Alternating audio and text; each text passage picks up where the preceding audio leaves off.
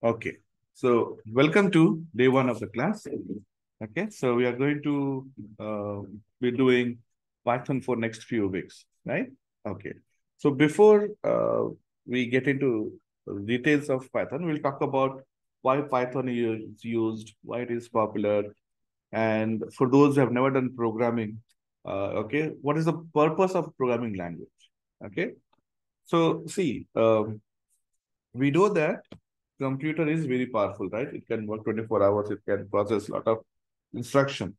But in order to tell computer what to do, right, you need to communicate with computer, right? For example, if we both are talking, okay, if I have to tell you something or you have to tell me something, we have to communicate, right? We need language. So we have natural language to communicate with human being, persons. You need a programming language to communicate with computers. Okay. So that's why we use programming language, whether it is Java, C, C++, .NET, Python, R. All these are programming languages so that we can give instructions to computer what to do, and computer will reply back to us in Python.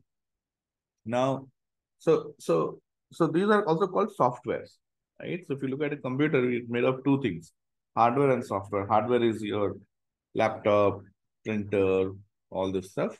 Software is the software code that we generally can't touch and feel. So that's why it's called software. You can't touch and feel, but you can see. So Windows operating system is a software. And typically there are three types of software. Okay. One which which makes computer run, like Linux, Mac OS, Android, or Windows. So these are required for machine to boot up. That means if you do not have operating system, your system will not work. Okay, that's one type of software. Second type of software, we call them as system software. Okay, so if I need to connect to printer, okay, I need to connect to my hard disk. So you need a software that will connect your machine, your hardware to another hardware. So without that, it will not detect printer. It will not detect your hard disk, right? So you need a software. So those are called as system software. The third type of software that we are going to build are called application software. Now, if you look at the percentage of software, 90% work that is done are called application software. That means you are designing applications, apps, what you call as apps. Okay. So when we write a program in Python, okay, mostly we will be uh, training ourselves as an application developer. Okay. But maybe, your job can be into system software or operating system, but those offer only 10% of jobs. 90% of jobs are application software. Okay. So application software are designing applications which can be used by anybody for doing some purpose, right? So, example, Word document is application software which is used to do word processing, right? Text processing. So that's what we are going to learn. Now, coming back to Python, why Python is popular is that it is easy to work with Python. Okay, so if a fresher, and especially if you talk about someone who has not done programming before, the time it will take to learn Python is much less than time that you will take to learn Java or C++. Okay, that's why it's getting very popular these days. One, okay, within a week, you will be ready to write programs. Java might take you a month. Okay, this is super fast, very easy syntax. In fact, people who have done programming in Java and C++, initially they find it difficult to use Python because Python is so simple that you can't understand how can it be so simple? Okay. And that's how Python was also developed, right? So when people were doing PhDs or master's projects, right, from non-CS background. So for computer science background, they would do it in Java.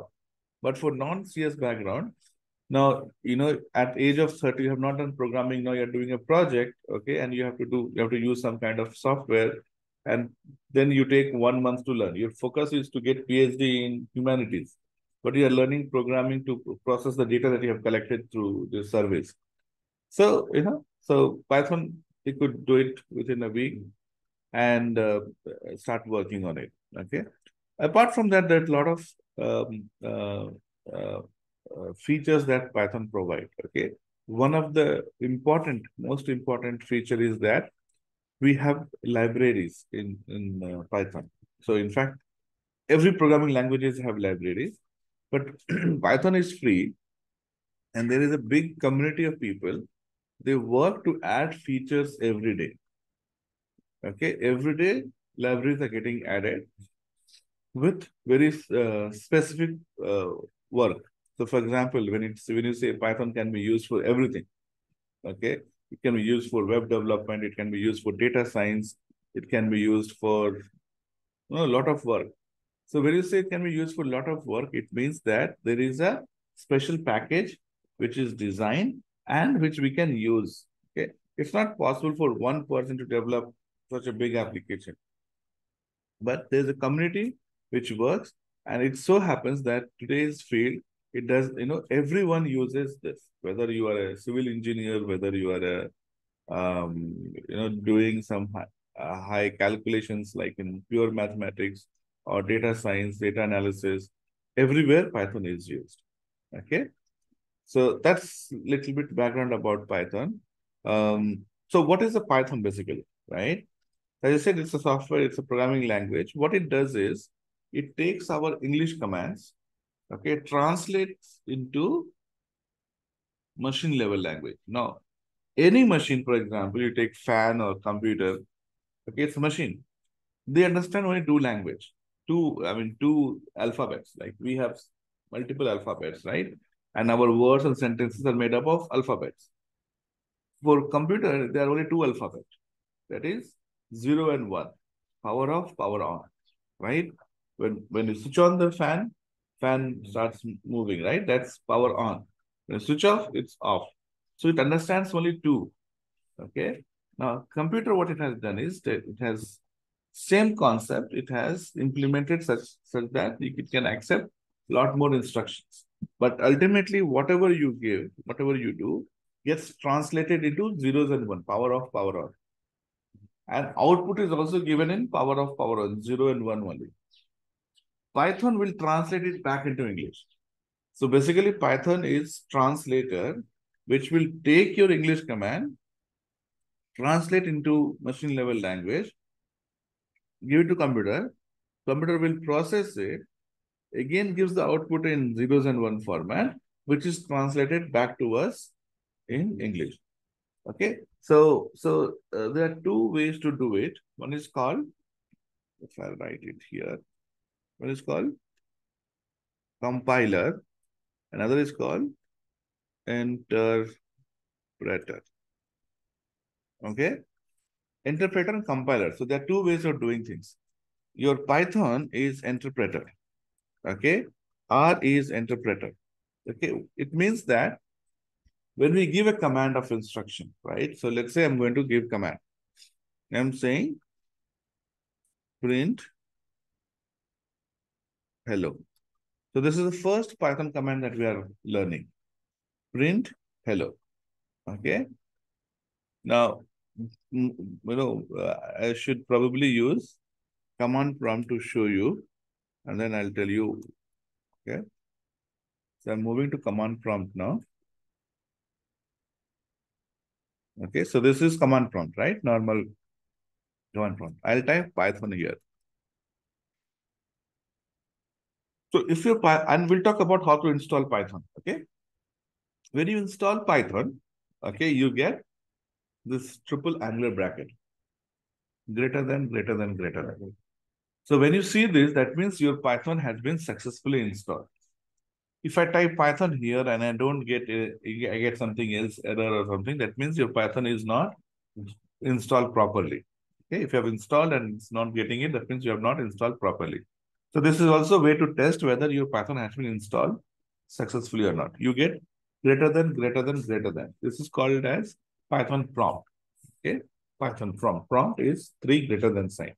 So that means you have installed Python correctly. And we will see in a couple of minutes how to install Python. Now here I'm going to say print. Now 99% commands in Python is case sensitive. Sorry. Python is case sensitive. 99% commands are in lowercase. So make sure that you type print in lowercase only. Okay. You cannot use mix. Okay. It is case sensitive. That means small print, capital print, they mean differently. Okay. So you should use lowercase only. There are some occasions, right? 1% we have to use capital.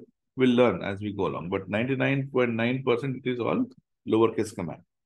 So print, bracket open, and I'm writing quotation here. Hello. I'm putting quotation and bracket. So this is the first command that we are going to learn in Python, which is print. Now this is called as function. Print is called as function. Why it is called function? Because it does some functionality. It has some functionality associated with itself. Okay. So with just by writing print, like this, if I say run, okay, run is a simple word, but there is a lot of meaning behind it, isn't it?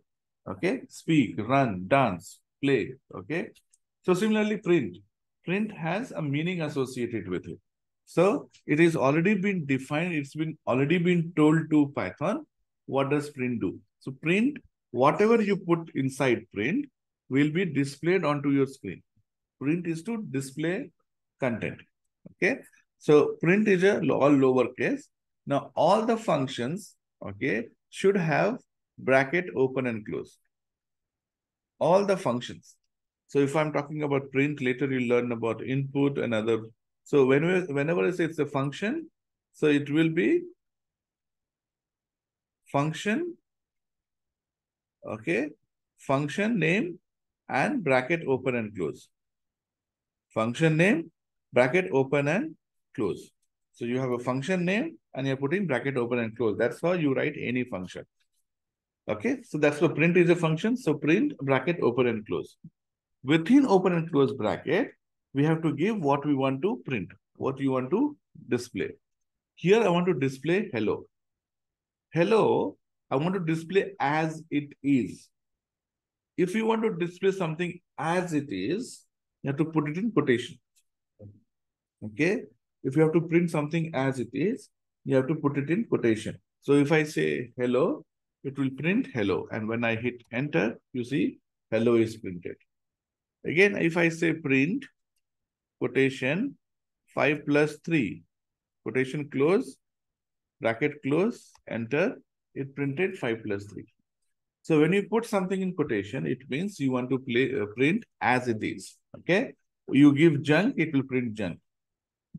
If I don't give quotation, if I say 5 plus 3, then you are asking Python to solve it. So now you see the output is 8. Okay. So if you are saying quotation, it's like saying, repeat after me, what's your name? So when I say repeat after me, what's your name? You will respond will be, what's your name only, correct? Because I'm saying repeat. So quotation is like saying repeat after me. But if I don't put quotation, if I ask you what's your name, then you will tell me your name. The same thing here. I'm putting quotation here. So it's like repeating whatever you have said in. So it's repeating 5 plus 3 equal to 8. Now here you see, when I say print 5 plus 3 without quotation,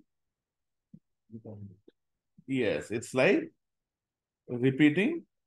Sorry, this is like solving. Okay. It gives you the output 8. Okay.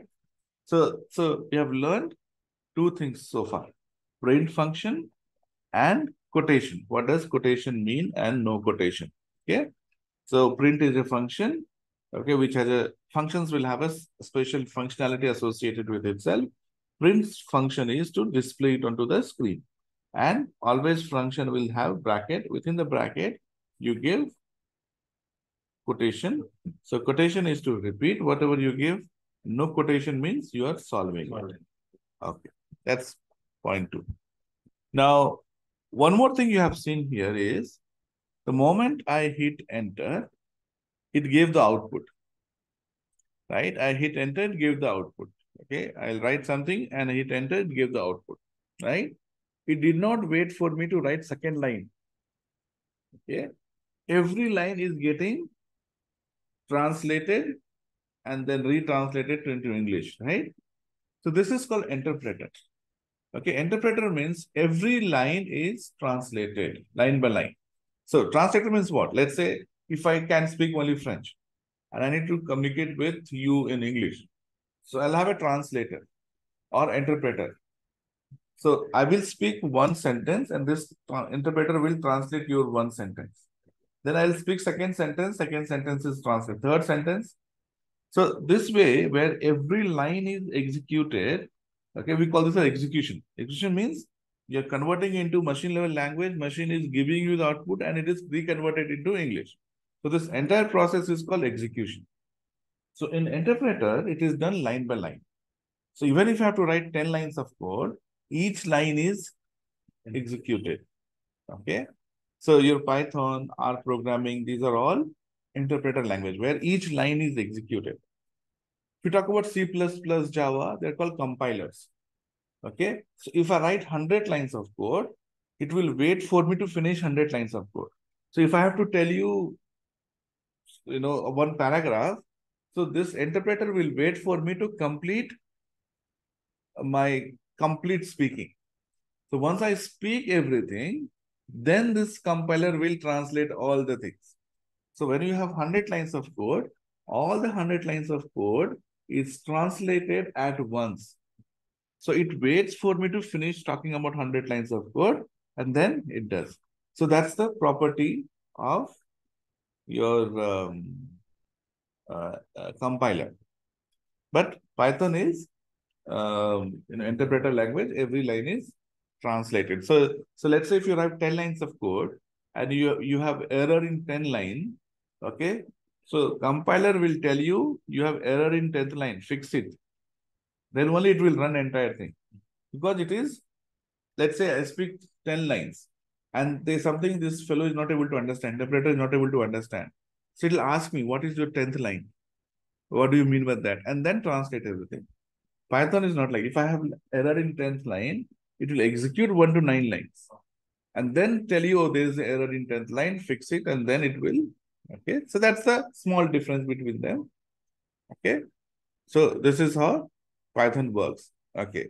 Now, to use Python, what all softwares do you need? Okay, obviously, the software that you need is Python, okay? So if I take you to browser, I want to show you one website here. It's called python.org. Python.org, yeah.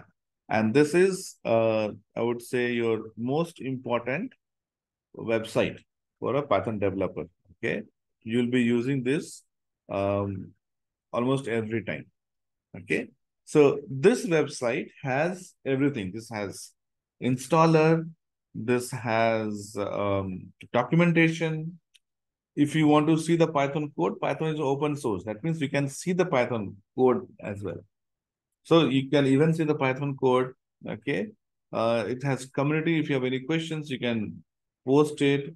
It also has like jobs and things like that, okay? So, so this is your Python homepage, okay? And Python homepage, you see, it's about Python, okay? You can see, read about what Python is and so in detail. Then you have downloads, okay?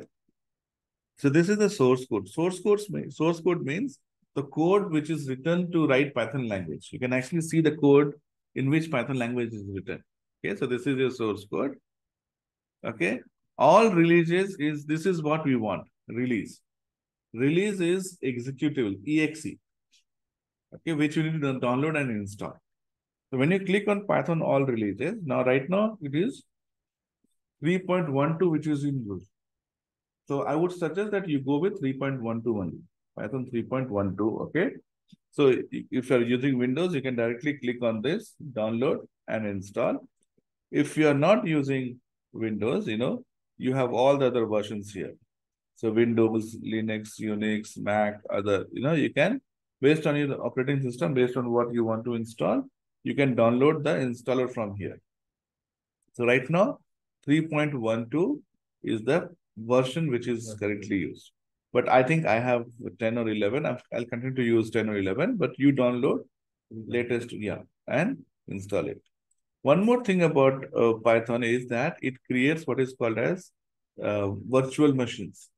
That means any software like Word, Excel, if you see, if you install, you can't install another version of Word, Excel. It'll tell you that already one version is running. Okay. But Python, you can install multiple versions. So when you install, okay, so you will install in some folder. That folder becomes the machine. Okay, Word, Excel, when you install, entire machine is machine for them. But for Python, only that folder becomes a machine. So within that folder, you can't install any other Python. But outside the folder, you can create another folder and you can install Python in another folder as well. Okay. So that way you can install multiple versions. And in fact, we do install multiple functions, okay, multiple versions, okay, because let's say you're working on one project and that project is old project. It uses 3.10. So you'll be working on 3.10. Suddenly new project starts. They'll say, okay, you have to work 50% on new project. So now new project is working on 3.12. So you need to download 3.12 and use. So whenever you are working on old project, switch it to 3.10.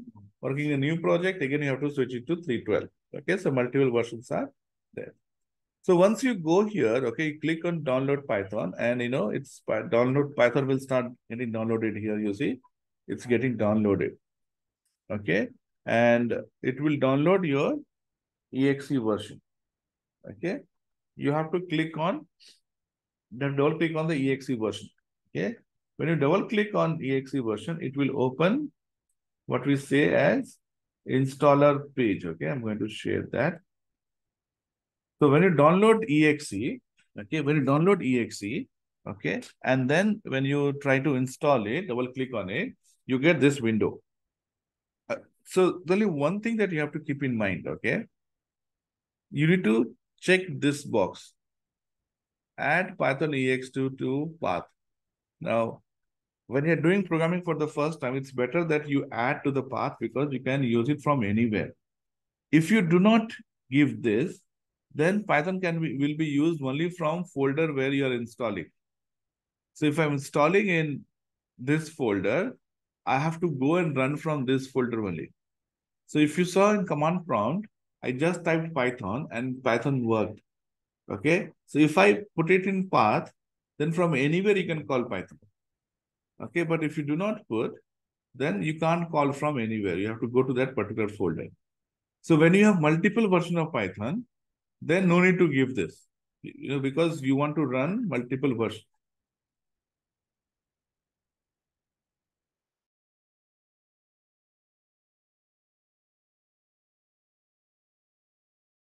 Okay. So when you're using for the first time, it's better you give it. Okay. Otherwise, you'll have to know the path and use every time you have to give the path. So first time you do it better. Okay. And check this box and click on install now. I don't want to do it because I have already have multiple versions. So just click install now and do next, next, next. Your Python is installed. Okay. So Python is installed. I'm going to do cancel here. And now I will take you to this.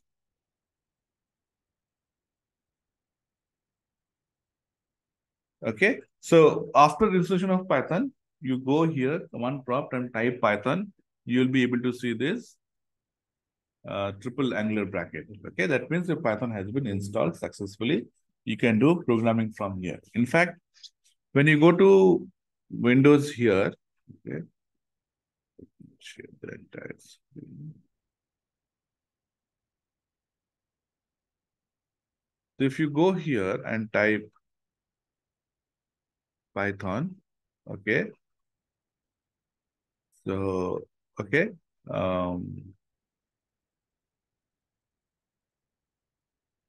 Okay. So, okay. So here you will see few other, okay, rather than this, I'll go to program files. Okay. Then you see your Python.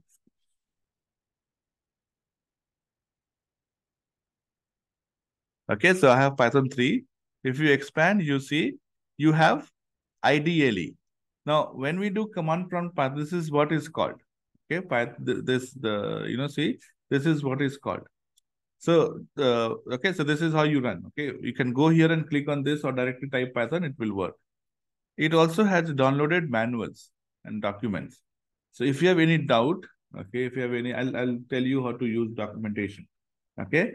So documentation, okay, will tell you features and, explanation of all the code. Okay. You should actually should see this. Okay. Now this is called IDLE. IDLE is a integrated learning and development environment. That's what we say. Integrated learning and development, or integrated development and learning environment, IDLE. When you click on it, okay, you will see something like this. See, angular bracket, and you can type your program here. Print hello. So see, it is suggesting us. It is the moment I say print, it tells me what print is about, right? So okay, so if you just write PRINT bracket open, it tells you, okay, this is how. So it's little more helpful than that. Okay. So you say hello, close, and enter. It prints like that.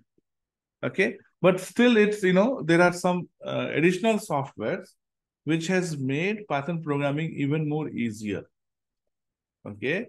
So we call them as IDEs, Integrated Development Environment. Okay. So there are companies which have developed softwares which makes our programming even more easier. Okay. So Python you need to install. Okay. That has to be there. And initially I would say, first 1 or 2 days, you use uh, command prompt only. Okay. Either you use IDLE or the command prompt behind, do your program just to get hang of it. But from second day onwards, you should use one of these IDEs. Okay. So there are many. Okay. There are many. In fact, if you do not want to install any software, there is also an option. Okay. So Google has provided Google Colab, okay, which is online notebook where you can write your programs. Okay. So in that case, you don't have to install any software. For example, you are in your friend's place, you only have access to tablet, you don't have entire system. Okay. You don't have to install all the software on the machine, or your system is very old. Okay. You don't want to install any software. So you can directly go. Okay. So I'll show you.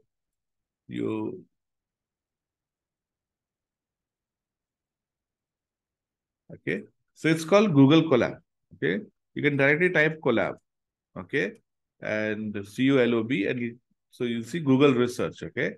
So you can click on Google Colab. When you click on Google Colab, you need to log in. Okay. So, okay, you can open because I have, okay. So see, so Google Colab is a hosted Jupyter Notebook. So Jupyter Notebook is another IDE which you can download and install on your local machine. Otherwise, you can directly go to Google Colab where you don't have to install any software. Directly go here and, okay, here you will have new notebook. Okay, you click on new notebook, and my settings is in Hindi, so ignore this. Okay, so it will open a new workbook here, something like this here. And you can type your program here. Okay, so this is called file name. Okay, you can give your file name. I can say myprog11.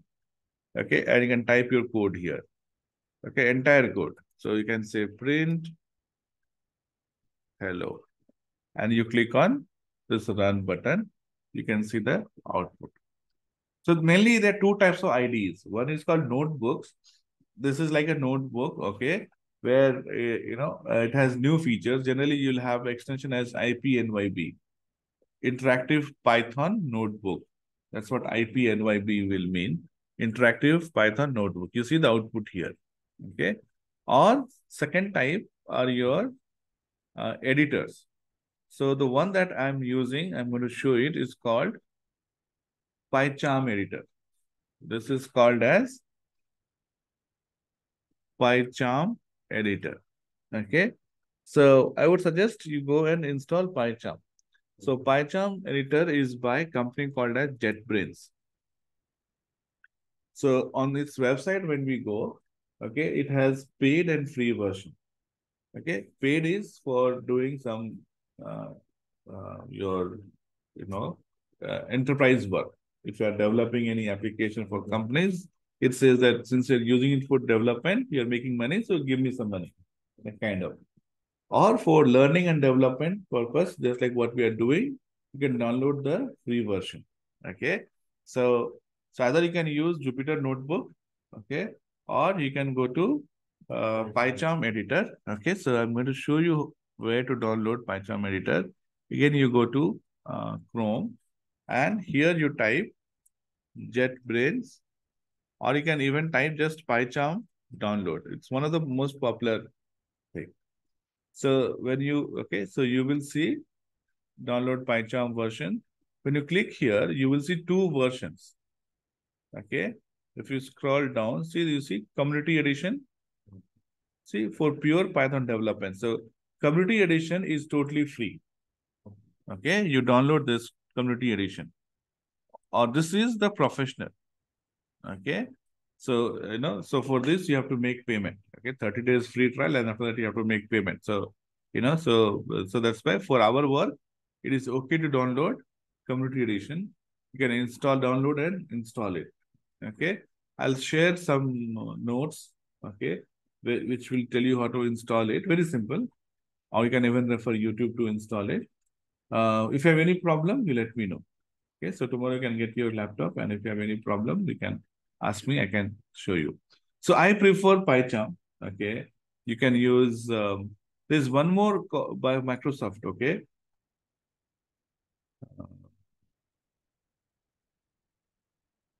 I forgot the name. I have it. VS Code. VS Code, not VS. Visual Studio is paid. Visual Studio Code. VS means Visual Studio Code is a free editor. Okay. So it's a VS Code. Okay. Visual Studio Code. Now this is a Windows application. Okay. You can download and install it. Now this is also free. Okay. I'm going to share here. Right.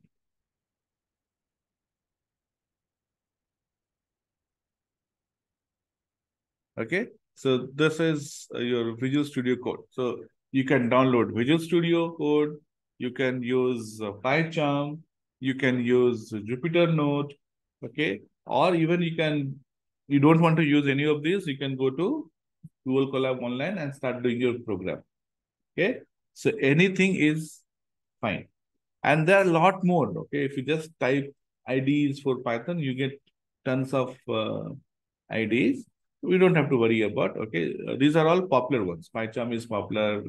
VS Code is popular. Google Colab is very much useful for fresher when they're doing it, because you can't use companies stuff on Google because that's a public platform. Okay. So if you are working for a company, you have to download something on your local machine and work. But for learning and development, Google Colab is best. You should use it. Okay. So these are the softwares that you will need to install. Okay. So I'm going to show you, we are going to use PyCharm only. So we are going to see PyCharm. Okay. So this is my PyCharm screen. Now, when you download and install, okay, you will get a PyCharm screen. By default, your background will be all black, okay, in PyCharm. What I have done is, you can go and change the settings, okay? You can change the setting. I have changed the settings to look white. You can change the font type, size, because I use it for training. So I made the bigger font. You can change the font, type, size, background, everything you can change. Okay, so this is customized one. But when you download and install, you will see black screen and lower font, not so big font. Okay. So, but that's okay. Now, when you open it, it'll ask you to create a project. Okay. So project means this basically is a folder. Okay. And that's also called a folder name is a project name. So in this case, if you see here, I have given a Python project. You can choose the location, C drive, D drive, wherever you want to put your content, you can choose the drive And in that drive, we can go and create a folder, and that folder will be available for uh, doing this work. Okay, this will be available for doing this. So what happens is all the programs that we will create will be saved in that folder in one location, which is easy, right? You can easy to manage. So that's your folder or project name. So for example, if you see my project name is Python project. So this is a folder also, okay, at this location. And these are all my files which I have worked here. So you can see project and these are all my files here. Okay, so this is folder. And when you want to do a program, you have to go to file and say new, okay, not new project. New project will open another screen, another folder. So once I've already created, just click on new. And you will have various options like this. Click on Python file. Click on Python file, and this will open a Python file. And you give that name, okay, someday. So this editors will have .py as extension. Editors will have .py. Notebooks will have IPNYB, okay, Interactive Python Notebook. Okay, so so you can open this and start doing programming. Once you know this, okay, then it becomes easy. Okay, then it's just about learning program and typing it here. Okay, typing it and getting the output. Okay. Okay. So we'll take a pause here for a few seconds. Okay. So we have seen how to use print. Now, how do you run the program? Okay. So I have written the program here. And this is the p1.py, right? p1.py is the file. I right click on it and say run p1. Okay. And you get the output here. So your PyCharm screen is divided into 3 parts. This is your left side, you see. Left side is part 1, where you can see all your files. Right side is editor. This is editor where you will write. And bottom here is the output. This is where you will see the output. So you have files, you have editor, and then you have the output here. You will get the output. Now, you see here, I've written few stuff here, but this is not executed. Okay. So this is called as comment. So second thing you're learning is comment. Okay. If you put hash sign, hash is like comment. So whatever you write after hash, is not read. It is not touched. It is not executed by Python. It's like Python that is not for you. Generally, we write comment for ourselves.